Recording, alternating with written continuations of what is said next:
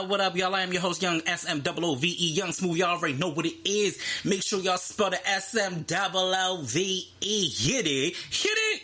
I am so super excited. Like, I'm excited to be back for another week. I am excited to bring y'all, some updates and some good news. And, we're gonna talk life shit. We're gonna talk some, our Ratchet and Ridiculous. We're gonna go over to Kick That Lyric. I am super excited about all the things. One, this month in general is definitely gonna be a banger for the third month of the year. One, I'm going to the Nicki Minaj concert in the fourth month of the year, but that is already exciting. Got my tickets, ready to get my t-shirt together, about to custom do some shit. With that, that's what I'm hoping for. Hopefully I can do that next week. That's the goal. Then in addition, we also have Beyonce coming out with the Cowboy Carter album. Y'all, when I tell y'all, I literally I 100% changed the station on my Sirius XM dial to Y2 Country. Like, I cannot wait. I hope that they play, whatever is going on. I would love for the country stations to make a bigger deal out of it, but the way it's sounding and what I read about it so far, you know what? Damn, I wish I would have kept that article up. I don't know if I did, because I would actually read that now. But the way that it's sounding, let's see, did I keep that shit up? I don't know. The way that it's sounding right now, it sounds like it's going to be more of a mix of country and pop. Is this it? Is this the article? No, that's not the article. I hate when I have like 101 tabs and I have no idea what I have done with them. Damn, I really read a really good it was a really quick, good article that I wanted to read, but it looks like I probably can't find it. Let me go into this one last thing and then I will move on. But, in addition, while I'm looking for that, the other thing that I just was so super, super excited about was this X-Men 97 situation. So we are getting, actually, as a matter of fact, I'm actually recording this on the 19th of March, and I believe, if I'm not mistaken, it comes out on the 20th of March. Oh, wait, is this it? Ooh, yes, okay. It comes out on the 20th of March, so I'm excited about that. But to go back to what I was saying before about Beyonce says new Cowboy Carter album inspired by backlash to her entering the country genre. Beyonce shared on Instagram post on Tuesday explaining the inspiration behind her upcoming Cowboy Carter album. She wrote that she has been working for 5 years on her Cowboy Carter project, born out of an experience that I had years ago where I did not feel welcomed. That particular experience that she's probably referring to is going to be the time performing with the Dixie Chicks or the Chicks at the Country Music Awards. And she did Daddy's Lessons. So yeah, that was apparently a little traumatic because, again, it got very racist, as we all well know. Let's see. So they did so Act 2 is Cowboy Carter. It's coming out on March 29th. And you know what I wonder too, as a matter of fact, all right, so this one is coming out March 29th. I know Break My Soul for the Renaissance came out July 28th. 8th, because that was the day after it was either the day after or day of my birthday. I can't remember, but I do remember, that coming out around that time. I wonder if the conspiracy theory folks know why the dates are that way. And why is it always a theme around horses? Like, in actuality, the Renaissance actually looked like the 4 horsemen of the apocalypse. I'm not going down this rabbit hole, but I do want y'all to think about that. Like, what does that mean? Today marks the 10-day countdown until the release of Act 2. Cannot wait. I'm so excited. Thank you from the bottom of my heart to all the supporters of Texas Hold'em and 16 Carriages. I'm trying to tell y'all, if 16 Carriages does not move you, I don't know what you're doing with your life. I feel honored to be the first black woman with the #1 single on the Hot Country Songs chart. That would not have happened without the outpouring of support from each and every one of you. My hope is that that years from now, the mention of an artist's race as it relates to releasing genre of a music will be irrelevant. This album has been over 5 years in the making. It was born out of the experience that I had years ago where I did not feel welcomed, and it was very clear that I wasn't. But because of that experience, I did a deep dive into the history of country music and studied our rich musical archive. It feels good to see how music can unite so many people around the world while also amplifying the voices of some of the people who have dedicated so much of their lives educating on our musical journey. The circumstances I faced when I first entered the genre forced me to propel past the illuminations that were put on me. Okay.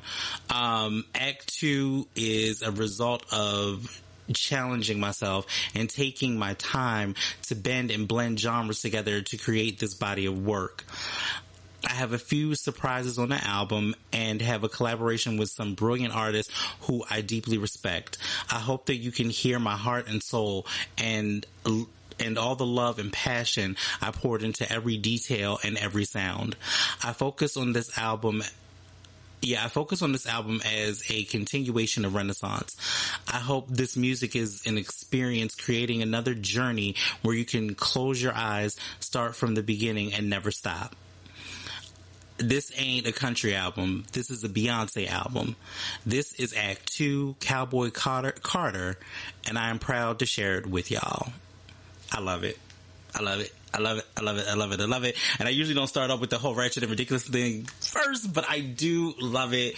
I'm kind of low-key, high-key excited for real, because it's the bending of genres Beyonce's done for years. So just to kind of get that, and I know that like every time y'all listen to this podcast, like why is it Beyonce or is it Nicki? But you're lucky it ain't Rihanna. And then I'm not really talking about makeup yet, because I will talk about R&B all day. Love R&B. But yeah, I really do feel like a win in that category, a win for one is definitely going to be a win for all. So, and there, like I said, I said this, last week? Was it last week? It was last week.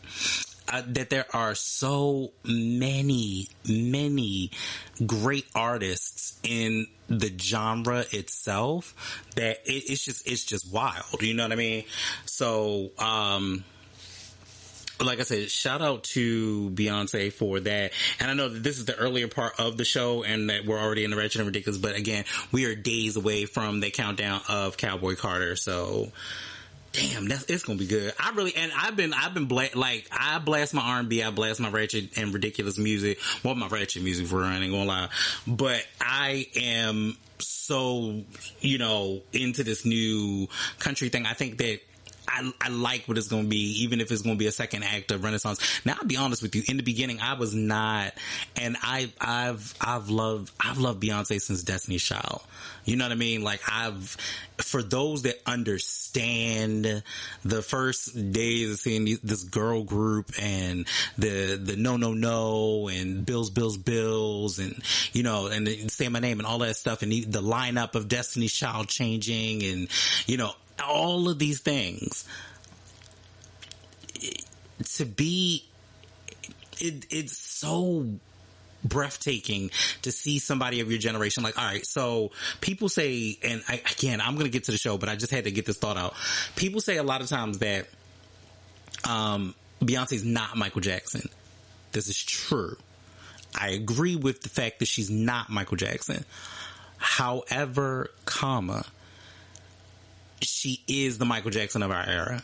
And it's like, Beyonce's what, 41, 42 now, and I'm 40, and I was that teenager. Like, when you listen to 16 carriages, and she's kind of talking about all the things that she kind of missed, and the childhood that she missed, it's like, I'm so blessed and fortunate to be able to have had, or still, have that childhood in that way, where she was on the road touring, and Destiny's Child was her whole life. You know what I'm saying? And that's the same thing that she said for Homecoming. And it's so much of a perspective to kind of put into your mindset and be like, this woman has given us her whole life. That is why, for me, 16 Carriages seems very finale-like. And I said this the last time, it seems very finale-like. I really believe we're going to get 3 acts from Beyonce, and Beyonce is going to hang it up. And if she chooses to eventually, and I mean years down the line, I think we're going to get like ballad Beyonce when she's all done. Like, we're not going to get the Can You Keep Ups and the Divas and all of that shit. We're not going to get all that. We're going to get the ballad Beyonce, when she's done. It's going to give very, Anita Baker when it's all said and done. She ain't going to give you all of that. It's going to be, hey, I'm going to sit in this chair and sing these goddamn songs. Are y'all coming to this concert or not? You know what I'm saying? That's kind of what I'm thinking about. But anyway, so starting the show, because clearly I just decided to go on a tangent. Don't forget, you can find me on YouTube, Spotify, YouTube Music Podcast, which working on trying to make sure that gets fixed as well. Apple Podcasts, which I'm on now, Instagram, and also on Twitter. Again, we will not call it X for obvious reasons. And I wanted to see if a few of you have gotten the Kick That Lyric. So the Kick That Lyric from last week was, as we're in the Carter bag, it actually was Jay-Z's 1-900 Hustler. It is one of my favorites. Make sure y'all go stream that. That was a great song off of that. Was it off the Blueprint Project? I think it was. Don't get me the line. It's either off the Blueprint Project. No, I'm sorry. It's off Dynasty. My bad. It's off the Dynasty Project. So definitely go check that out. Now, we have a brand new entry from another rap legend this week. And this new Kick That Lyric goes as followed. Gav, dang, where do I start? You knew it all. You was there from the start. My cold D, the ear to my heart. Just writing this tears me apart. Seemed like yesterday when I signed my deal. Bought the Benz and put you behind the wheel. I wanted you to know that I did it for us. And I want you to know that I am pissed if this shit has stopped. What is going on? Hey, yo, I'm not redoing this. Okay. I apologize if y'all heard all of that. Y'all probably did. I had to make sure. It got a little freezy. My laptop's been a little freezy, so I'm going to redo that part. But I'm just going to say it again because it's okay. Things happen. Give yourself grace. Hence the title of this show, giving myself grace, because things will just work and not work when they want to work, and I just have to give myself the grace. Anyway, once again, we're going to do the Kick That Lyric. I am so sorry. Thank y'all for listening. I appreciate y'all. Gav, dang, where do I start? You knew it all. You was there from the start. My cold D, the ear to my heart. Just writing this tears me apart. Seemed like yesterday when I signed my deal. Brought the Benz and put you behind the wheel. I wanted you to know I did it for us. And I wanted you to know I was committed to us. And of course, the long way, well, actually, I think that should be wrong. And of course, along the way, we had our disputes. You didn't care for some of the things I would do. But you still watched my back, complete and the same. You're the one that used to school me and teach me the game. Whether I'm here or dead in a box, keep my name alive. You know, no bitch is better than... I love you. Tell Ma I'll never forget her. Let Aunt read the rest of the letter. Okay, and I did cut out the name. I ain't even gonna hold you. All right, so that lyric is available for you to dispute and discuss in the comments. People, I appreciate you. It is one thing. I'm gonna tell y'all some real shit, so y'all gonna hear all the real shit. I'm just hoping that this comes across as clear as possible. But doing the editing and also doing this, it is challenging, but I'm working at it and I am happy. That is what I'm going to tell people. So my new listens this week, I really haven't listened to much. So the only thing that I did pick up was, let me see. That's a good question. This is what happens when you have like 101 electronics around you and shit. So, I was thinking about the new girl group. It's called Flow, and they have a new song called, Walk Like This. I haven't listened to it all, but it's funny that we were talking about Destiny's Child in the beginning of this, and it does give me a Destiny's Child kind of vibe.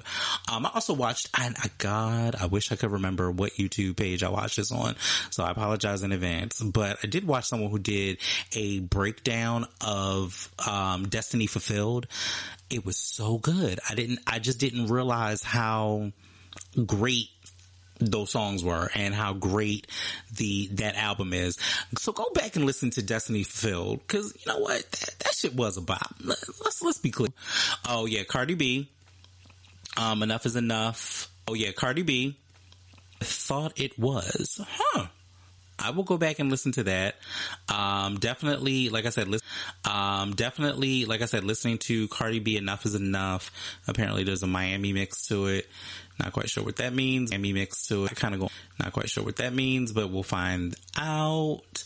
Anything else that's piquing my interest? Oh yeah, that means, but we'll find out. Anything else that's piquing my interest?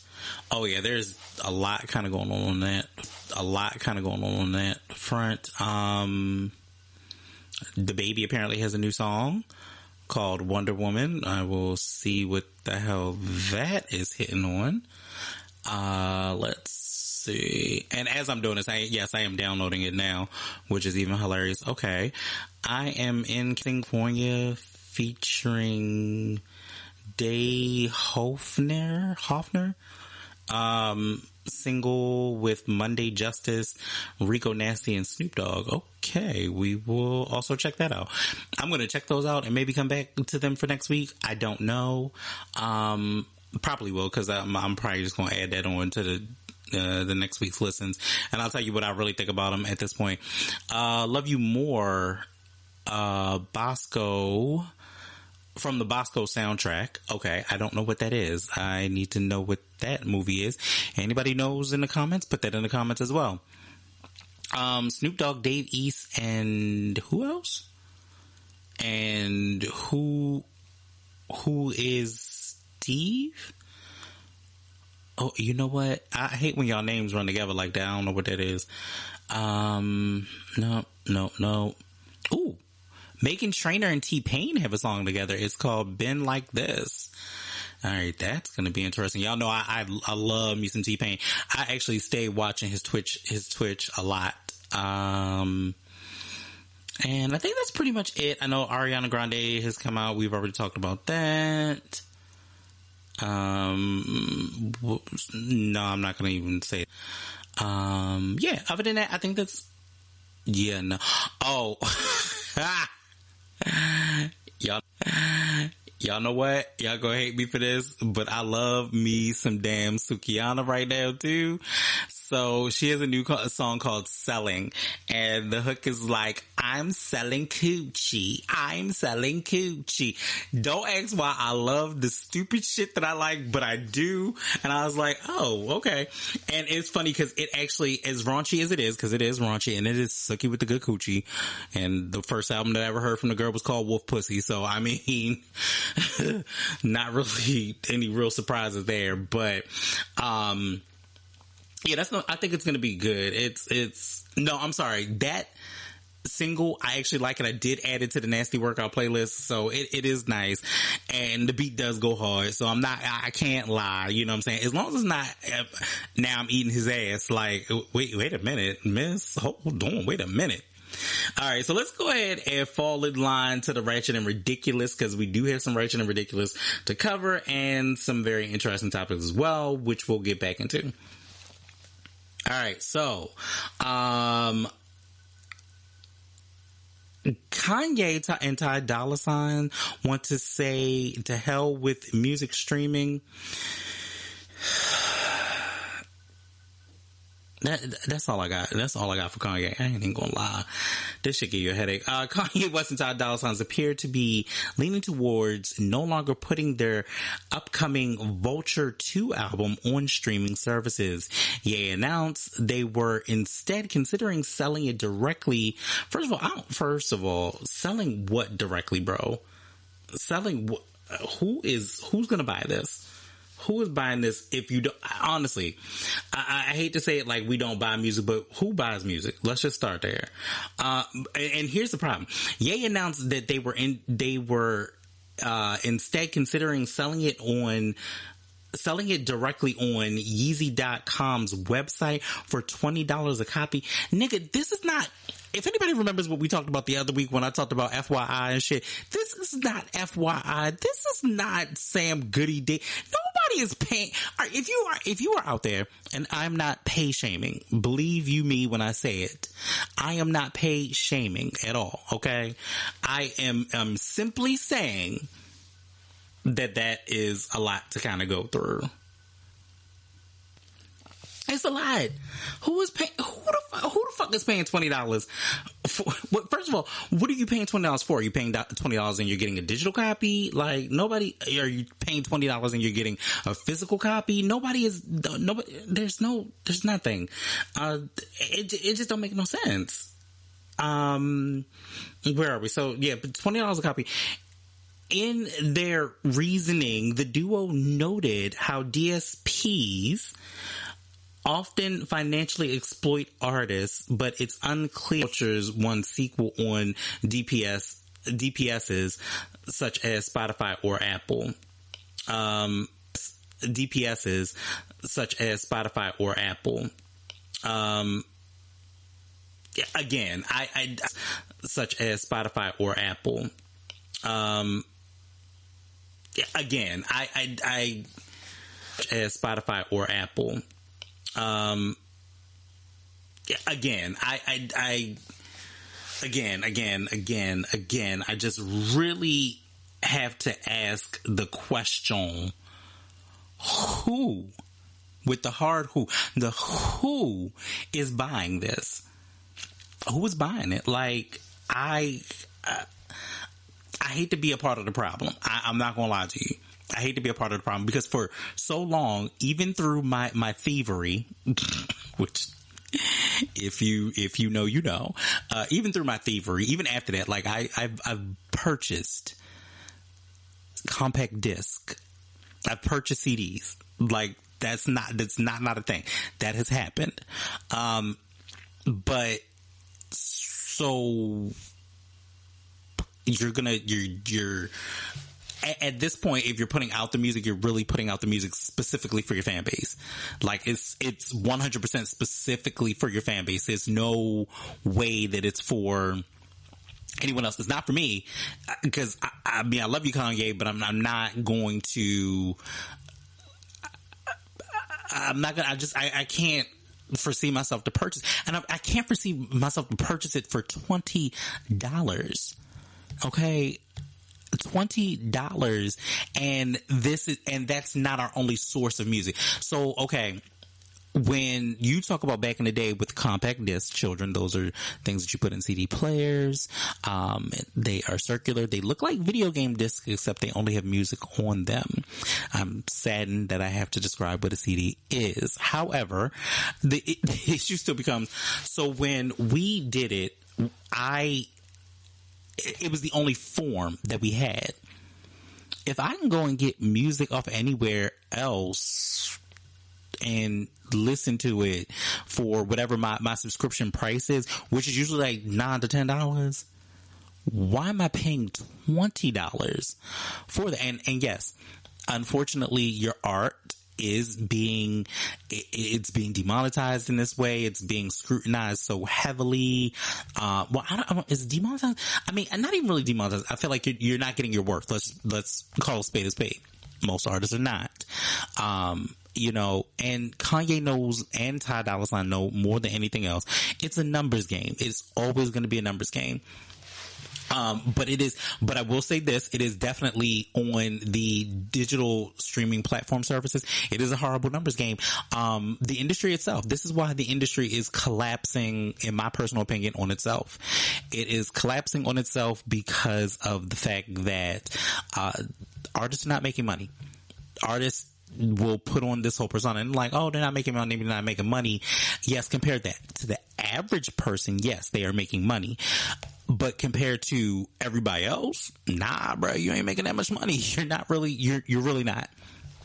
And that is, and that's heartbreaking. I mean, it's hard. Like, okay, so actually, I may have phrased that wrong. Like, compared to everybody else, yeah, you're making hella money. It's a lot. But to maintain the extravagance and the lifestyles in which they have now become accustomed to, I don't know if the money is really there anymore. I really don't. I really don't know if the money is there anymore. Like, the shit that we used to do back in the 90s and early 2000s, you just can't get away with anymore. You know what I mean? And financially, I think Kanye definitely has a bag. I know that Kanye fans are, you know, they are strong. They are strong on Kanye. I also listened to Vulture One recently, you know, once it got on the streaming platforms, and I don't know. I don't know.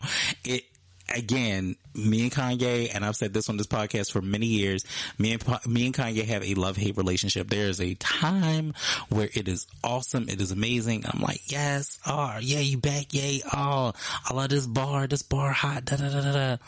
And then, all of a sudden, he says some shit about Jesus, and you just like, you know what, and not in the positive way at all. And then you're just like he just went on the podcast and he might as well have just renounced God. Like, you can't keep taking me through these trials and tribulations. Like, the art is deafening from time to time, but good luck to Kanye West. Good luck to Ty Dolla $ign. And answer this question for me, y'all. Where are the Ty Dolla $ign fans?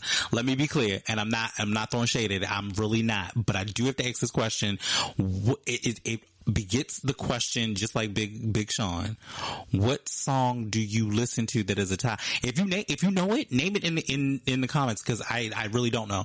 But name a Ty Dolla $ign song that you listen to without any feature or him being a feature artist, and name a Big Sean song that you know without a feature, because that resonates without a feature. And if you say I Don't Fuck With You, then you did not listen to that song because E40 is on that song. And I've heard people say I Don't Fuck With You is the Big Sean song that does not have a feature. No, it 100% does. It 100% does. So I need y'all to really think about this. Sit with it for a moment. Think about it. Just think about it. Because that's the thing. Back to the Beyonce effect. Texas Hold'em's impact on North Texas fashion and culture. it was just last year that Beyonce and Dallasites had Dallasites in a chokehold with the metallic rhinestones and silver fringes of the Renaissance tour. Now, with the viral drop of her latest and surprising country single, Texas Hold'em, another Renaissance is emerging. Sorry, I just had to swallow. Sorry, pause. It's igniting an obsession in Western style, and some designers and retailers in the Dallas area have sparked interest in the fashion. House of Deja boutique on Quana McDaniel, I hope I didn't butcher your name, I'm sorry, has made way in her De Soto shop for what some coined the Texas Hold'em trend. In response to customers' requests, she now offers over 20% more in Western-inspired apparel to meet the demand. Quote, "Oh, this is totally because of Beyonce. People just want whatever Beyonce had on," McDonald said. Quote, "They were even getting the clothes to go anywhere. They weren't even getting the clothes to go anywhere in particular. They're following the Texas Hold'em trend on TikTok and buying the boots and blinging the vest and everything." The contemporary women's store, recognized for its array of prints, bold colors, and African styles, has beefed up the inventory with more bustiers, Daisy Duke shorts, vests, metallics, and cowhide apparel, with McDonald's claims is flying off the shelves. Alex Daniel, artist and owner of and Made by Hand, has also seen 20% increase in sales with her Western inspired accessories and apparel since the release of Beyonce's Billboard hit 100. Quote, "Customers are requesting more accents and prints like cowhide, frayed denim, and leather. But I believe it will increase even more once her album drops and people begin buzzing about another tour, visuals, and more." First of all, I do hope for the visuals. Hello, can we get the visuals? Are we in a new era? I just wanted to think about that too. Are we in a new era? Because that is a thing. So right now we have Renaissance. Renaissance has had a whole tour. It ended up towards the end of the year having a movie with it, and there are no music video visuals for this. Nothing. Break My Soul, none of the singles, nothing. We have visualizers, which are just looped, small visuals for Texas Hold'em and 16 Carriages. Nicki dropped the album, and I know, and I'm sorry fellas, I understand that if y'all like, all you ever talk about is this, I get it, but I want you to think deeper into it. It is not just about the Nicki and Beyonce thing. I think about it from a perspective of how culturally significant this shift is in music, and what does it mean for everybody else is my question that I am posing. Even with Nicki. So right now we are, let's see, December, January, February, March. So we're about 3, almost 4 months away, from the album's original release in December. So again, no visuals. You know what I mean? Like, there are songs that are spun, completely, like Fuck the Club Up, so again, absolutely no visuals. And these women monumentally are selling out arenas, doing huge shows, and we don't have a video to first. So I wonder how epic this will be.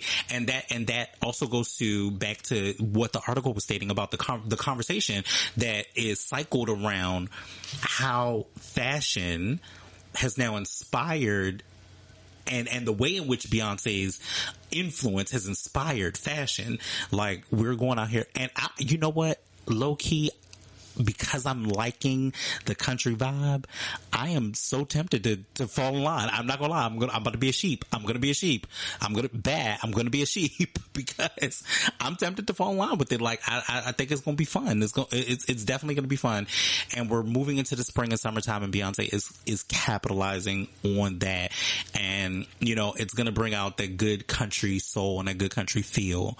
But yeah, it is very interesting to see that there is this kind of shift, and the reason that I talk about the women primarily in music is because it's usually the forefront.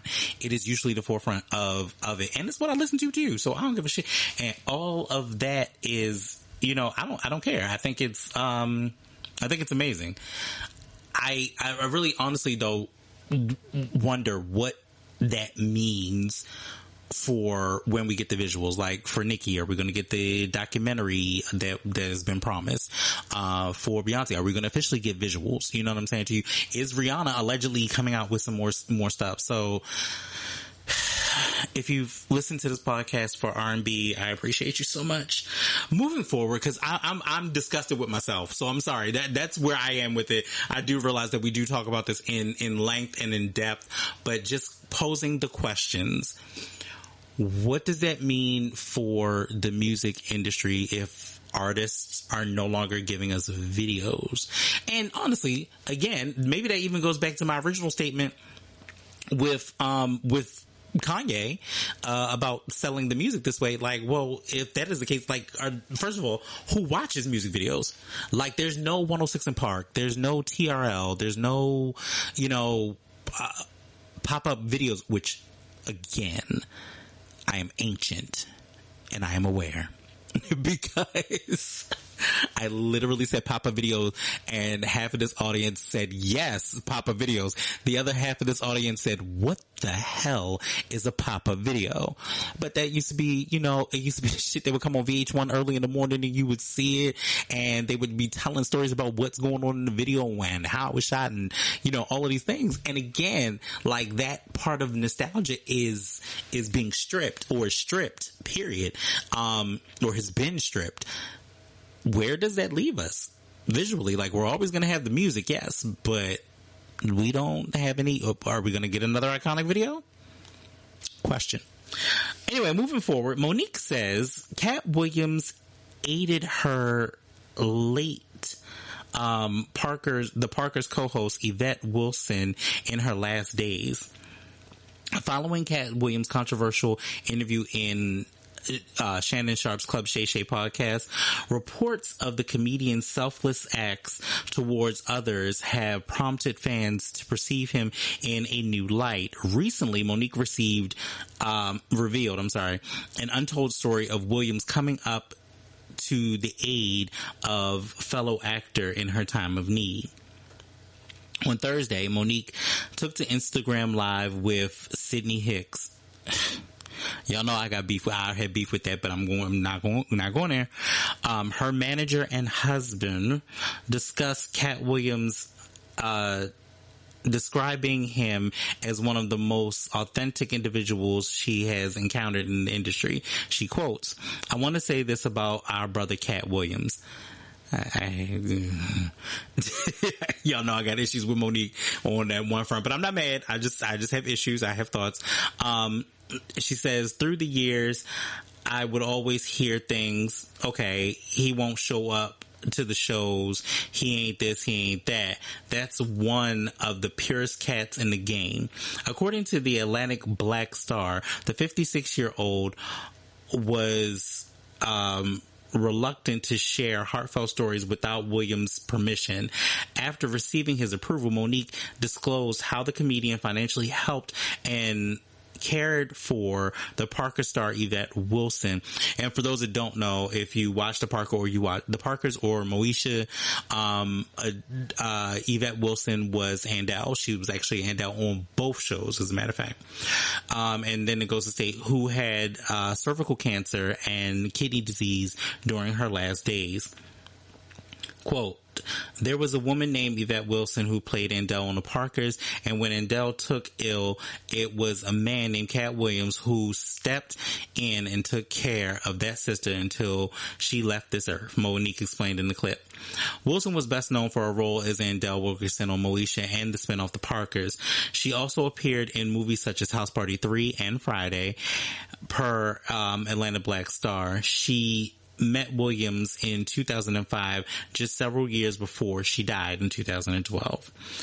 According to a 2022 Facebook post, Wilson's friend Jeffrey Plittle, I believe that's it, launched a crowdfunding campaign online to raise money for her medical bills and transportation costs.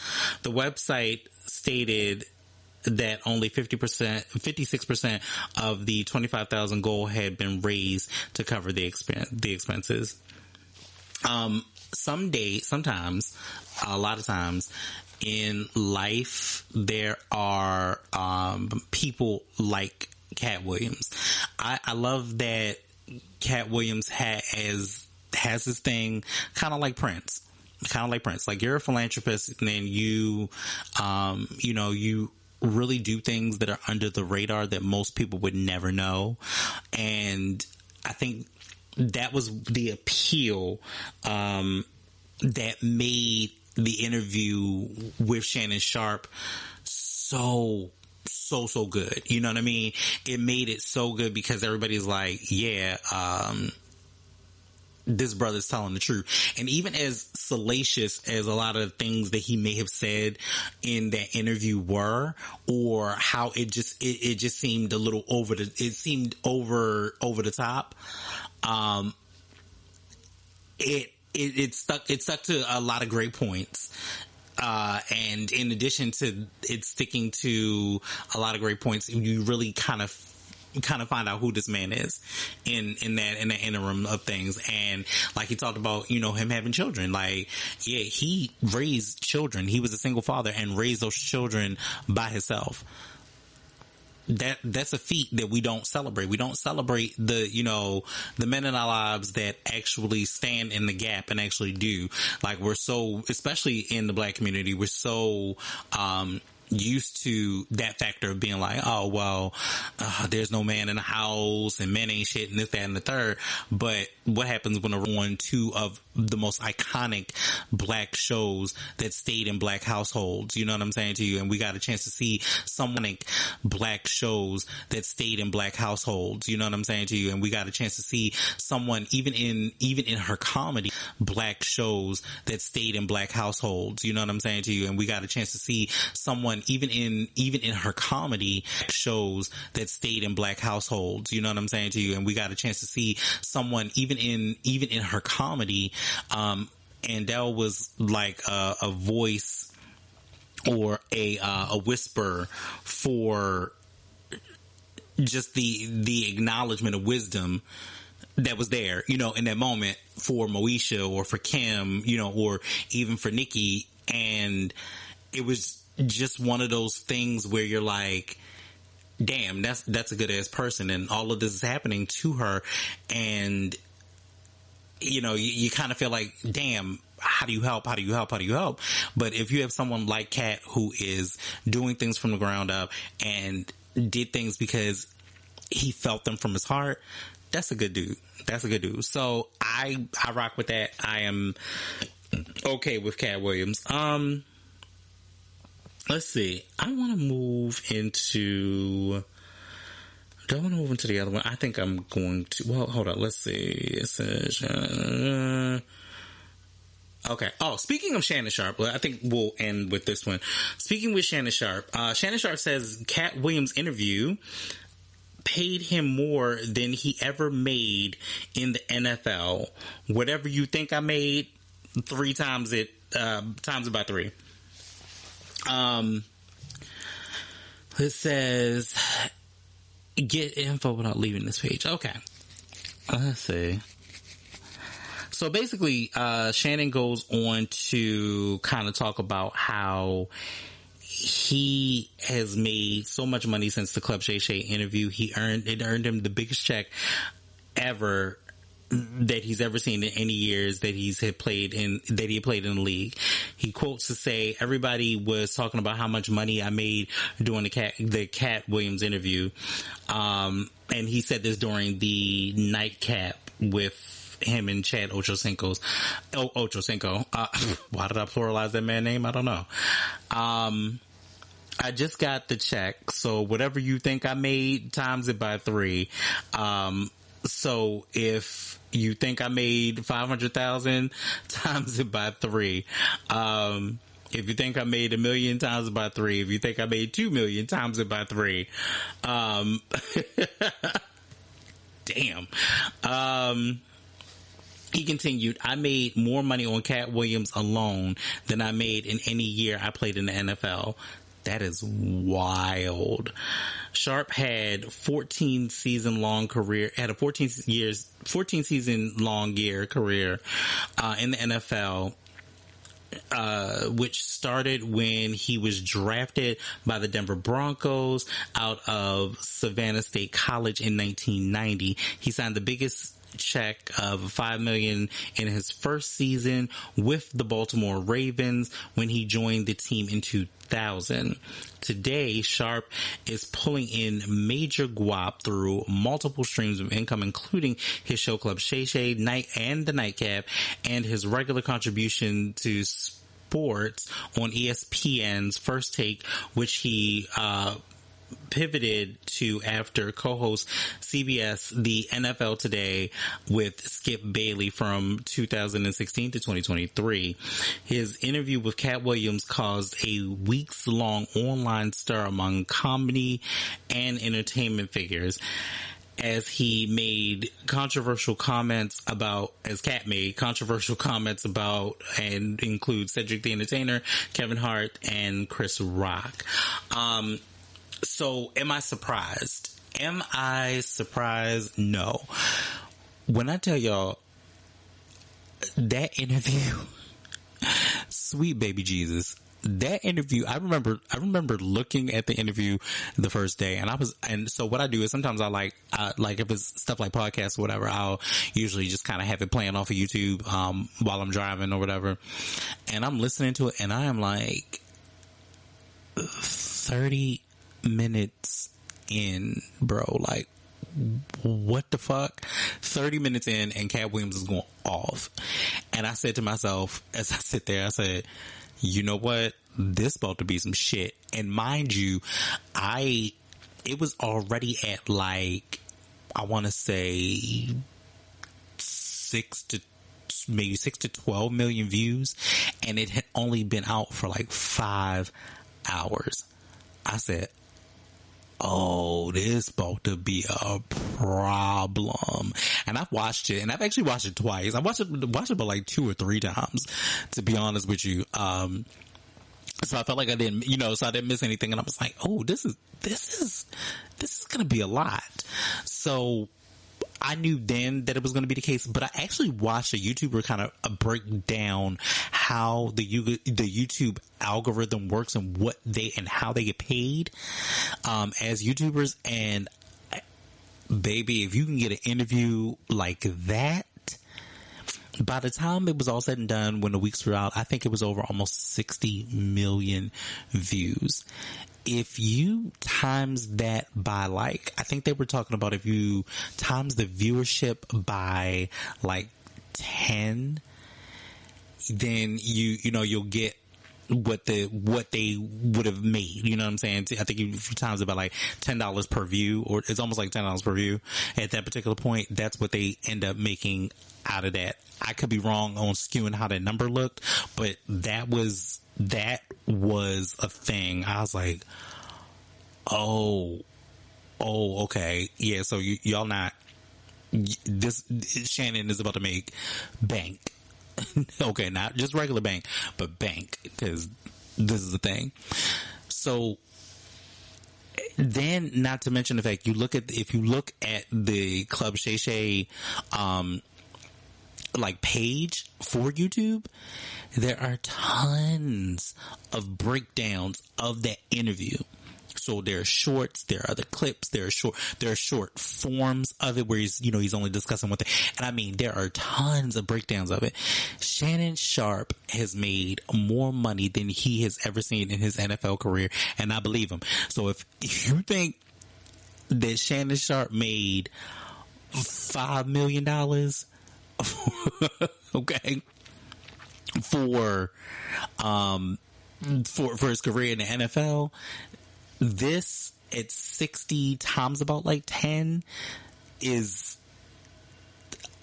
you're over 600,000, but then you include all the rest of the stuff in the shorts, and like all of those are in the millions too. So you're making like a check off of each video. Yeah. If you really think about it, Shannon made super bank. Super bank. And then also, it's like anybody that's still coming late to the party, you're still getting money off of that. This is why creators are creating their own content. Now, do I feel like YouTube's practices are always great? Probably not. I don't think that everybody is built to be on YouTube. I don't necessarily believe that everybody's gonna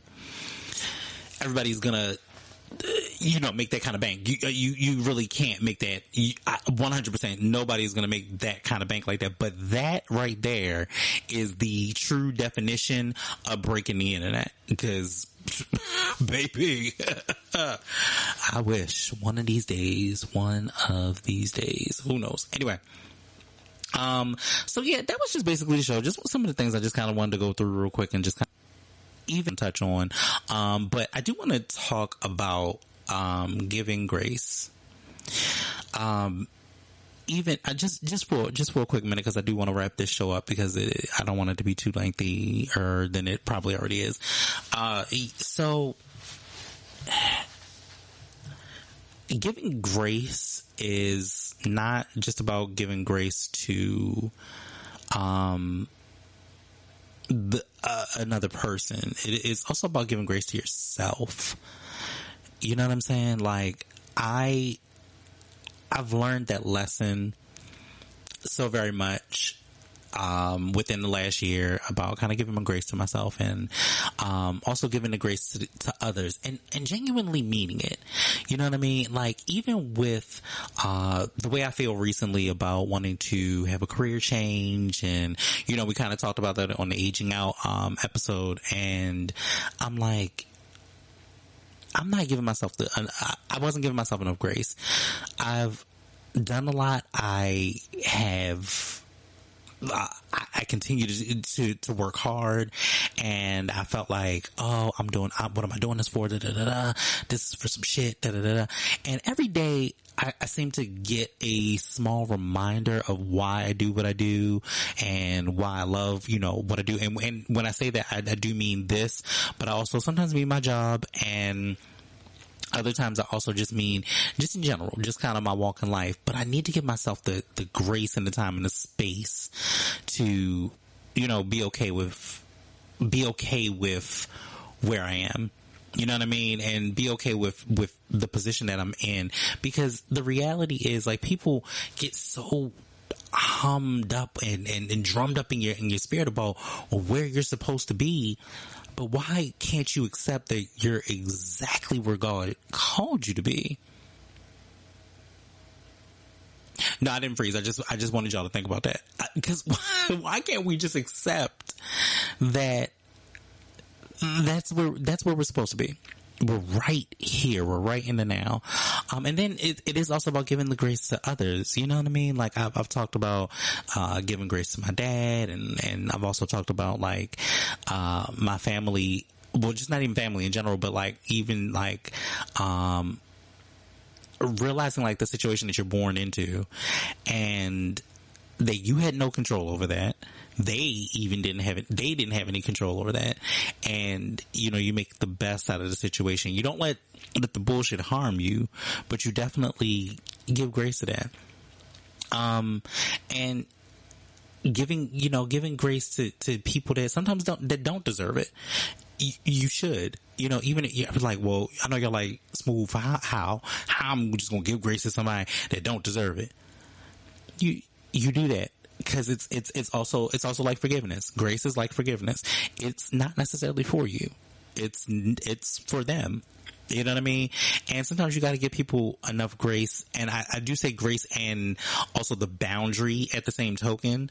If I'm making any kind of sense here, but like, I can give you grace and 100% be like, hey, look, I'm giving you the grace. This is your pass, but also can set a boundary. You know what I mean? I do believe that we just need to give each other time and space and that grace. I realized that I'm empathic and I feel a lot, and part of that is because being a Leo, but my sign still, I'm in the earlier part of the Leo stage, so I also have a lot of that Cancer in me too, where I feel a lot and I do feel for people. I remember, like, for instance, coming into the job that I'm in now and kind of being in that moment, in that space of, okay, I don't want to go in this and prejudge anyone. I don't want to go into this and have any preconceived notions and whatever anybody else feels. I'm not going to do that. That is a thing that I constantly do. And what I've come to realize, though, is like, I don't like to vocalize my own emotion or put my own emotion onto somebody else's opinion of someone else. Like, I don't like to do that because a lot of people call that like, oh, giving you the forewarning on somebody. Oh, well, this is how they are, or this, that, and the third. This is how they are is not a good excuse for you being who you are, because people, even though as much as I will be like, nah, people don't change, everybody is like 13th grade, da, da, da. I say that quite frequently. However, it does not mean that you don't grow. You may not change per se in a lot of your concepts and your beliefs, but you will grow, and everybody has the room to do so. And I feel like, oh damn, I should give people grace for that. But I do remember coming into this job, and I heard so much about an individual, and I'm like,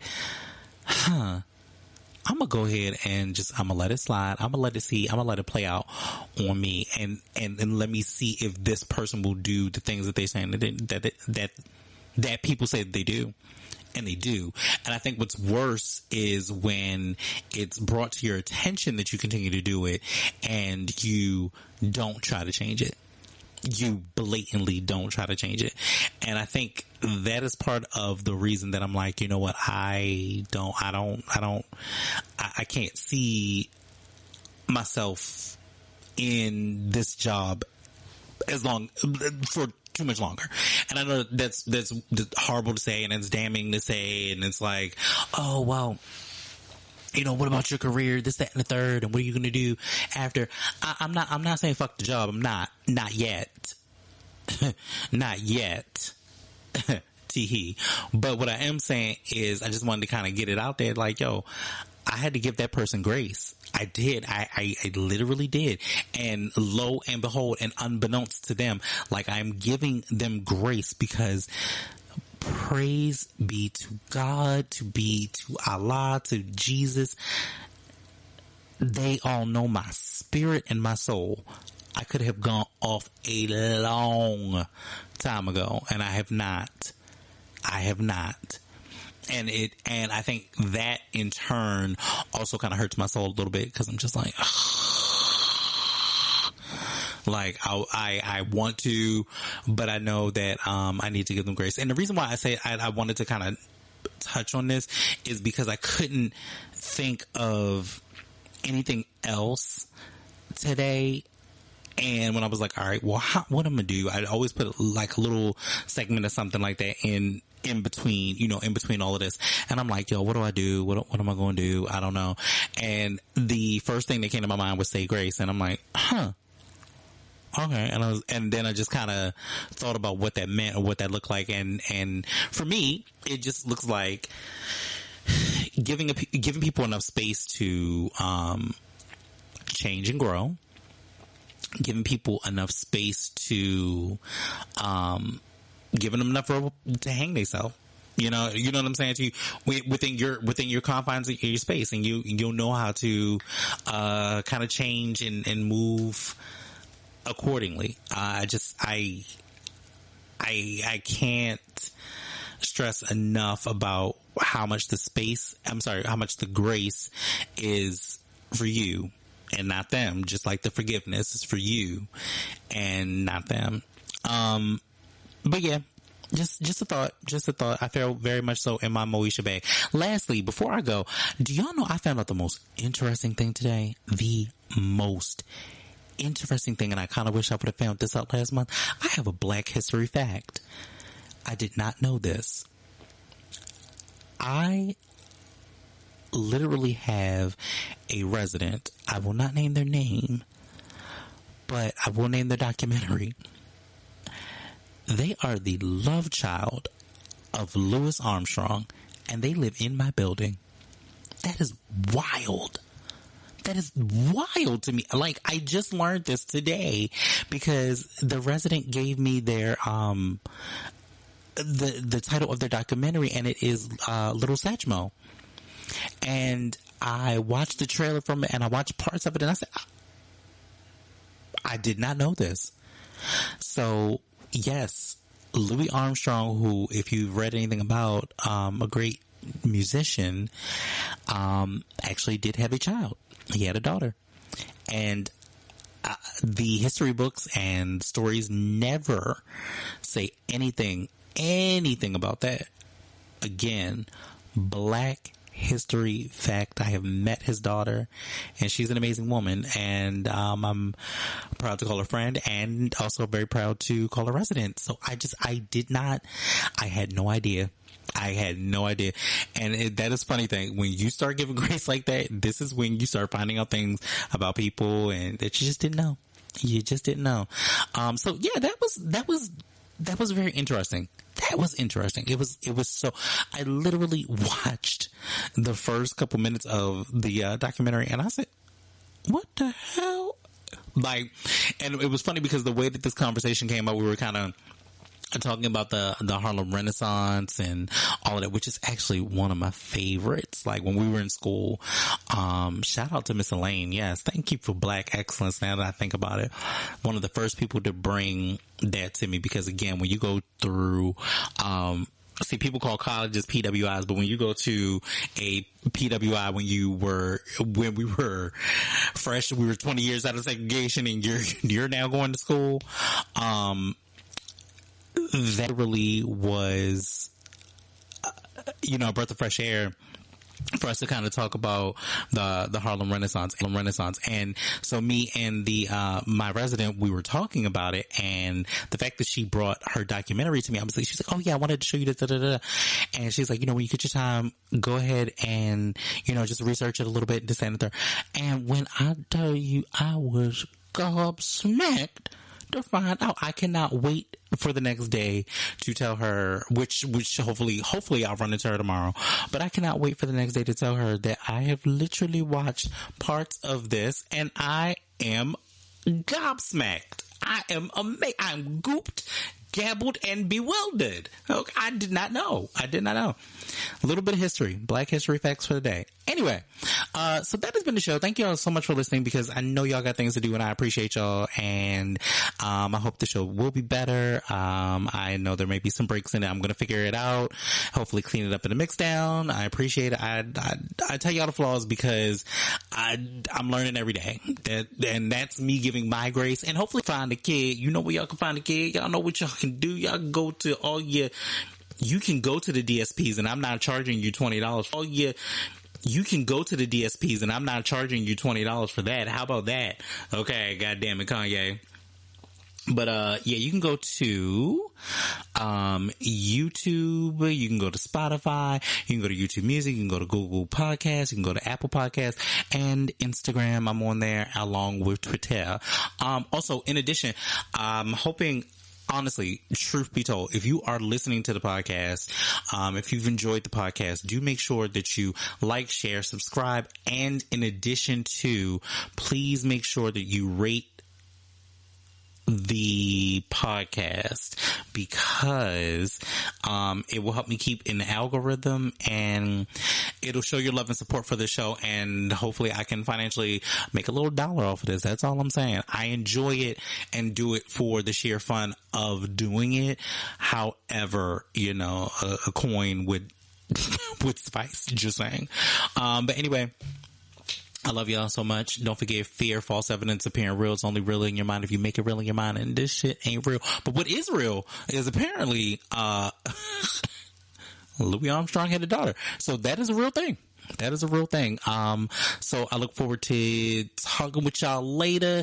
Make sure y'all got to kick that lyric down in the comments. Other than that, I think that's it. And we out this motherfucker. So hopefully nothing else stops at this particular point.